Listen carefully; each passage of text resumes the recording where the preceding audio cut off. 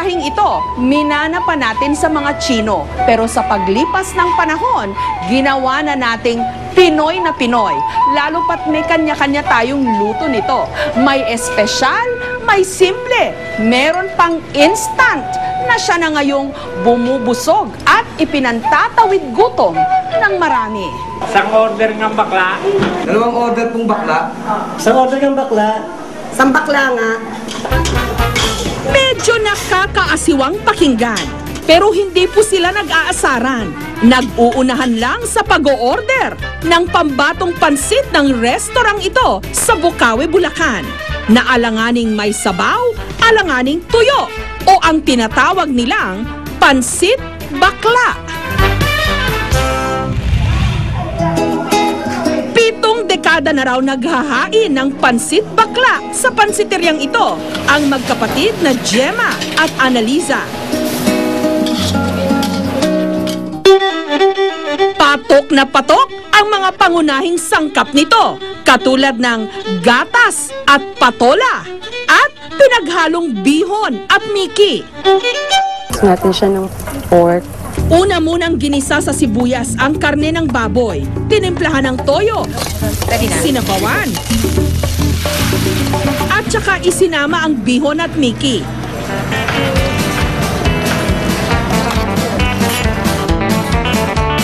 Pagkalagay ng gulay, tinimplahan ng gatas, at mga pampalasa. Sa isang order siguro ano lang siya, wala pang 3 minutes or 2 minutes. Mabilis naman siyang maluto. Nilagyan ng toppings na chicharon at atay ng baboy.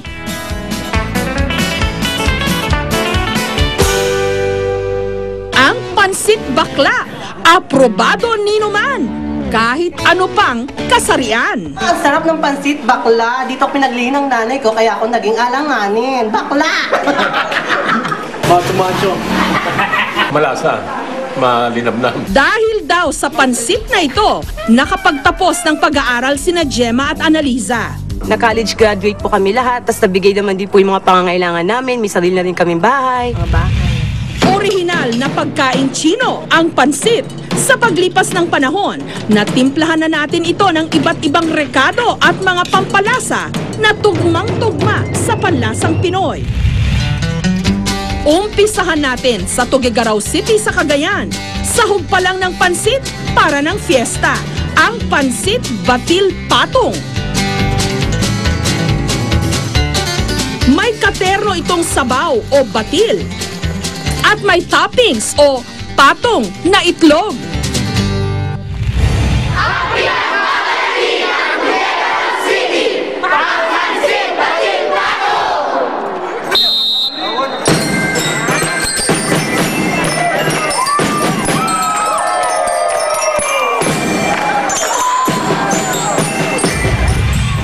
Sa pansiteryang ito ni Julie, hindi raw sila magkanda-ugaga sa pag-iistima sa mahigit 1,000 suki nila ng pansit batil patong kada araw.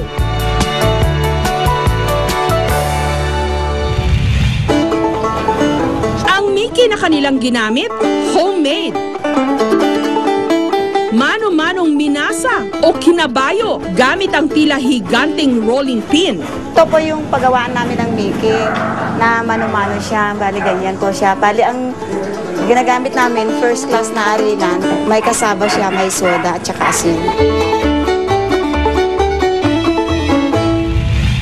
Simpleng-simple lang din ang pagluluto. Iginisa ang mga patong o toppings na gulay at cara beef o ang karne ng kalabaw.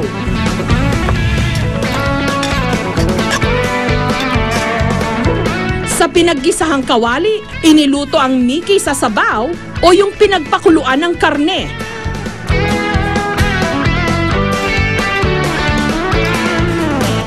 Ang natirang sabaw sa pinaglutuan ng miki, hinaluan ng binating itlog para maging batil.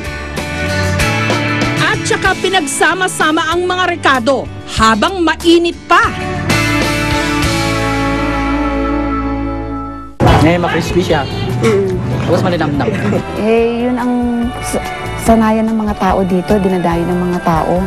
Kompleto na kasi yung isang serve. May parang kanin na siya, gulay, karne, tapos may soup pa siya.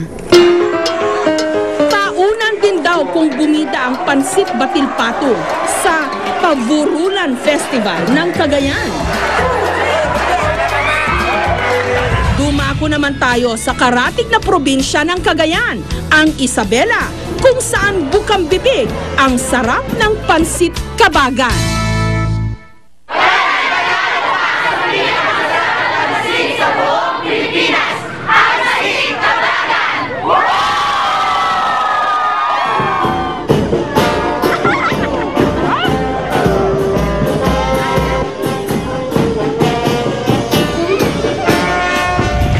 Napatuloy pa ring inihahain sa pansitan ni Josie. Nasa rekado raw ang sikretong sarap nito, katulad ng itlog ng pugo at lechong karahay o espesyal na chicharon. Manipis na pansit Mickey ang gamit. Manggigisa na tayo ng gulay ng sahog ng pansit. Iginisa ang mga sahog at pampalasa.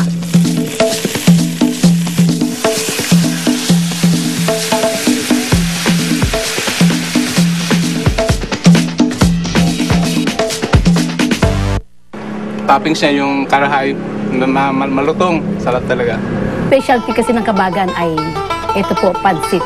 Nung nag-start po ito ng 1983, dahil po noon po, nung maliliit pang mga bata, gusto ko rin na merong another source of income. At ang Josie's Pansit Kabagan lang naman ang nakasungkit ng karangalan bilang pinakamasarap na Pansit Kabagan sa kanilang 2007 Pansit Festival. Minabuti naming ipatikim sa magkabilang panig ang kani-kanilang pansit specialty. Masarap pa rin yung pansit batil patol ng Tugigraw. Bakit po? Hindi ko alam kasi dito parang yung toyo niya parang dry siya. Sa Pansit Kabagan, yung sahog niya, kaiba. Sa Pansit Kabagan, mas marami yung lechong kawali. Saka yung noodles nyo, kaiba rin. Kaya kung pagpipili mo kami, mas masarap pa rin yung Pansit Kabagan.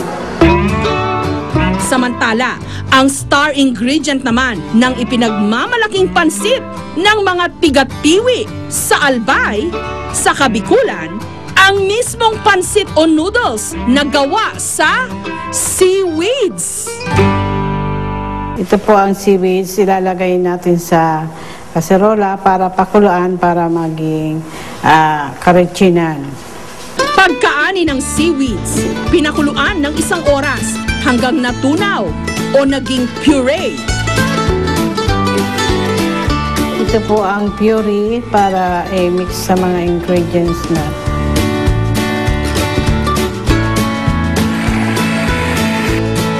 Hinaluan ng harina, minasa, tapos inilagay sa pasta maker para numipis. Hanggang naging strip o malalaking hibla.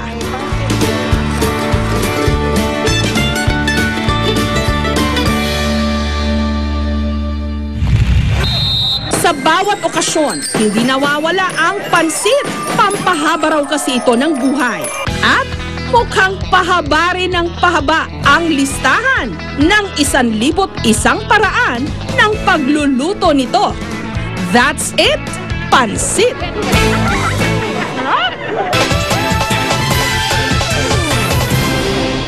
Susunod,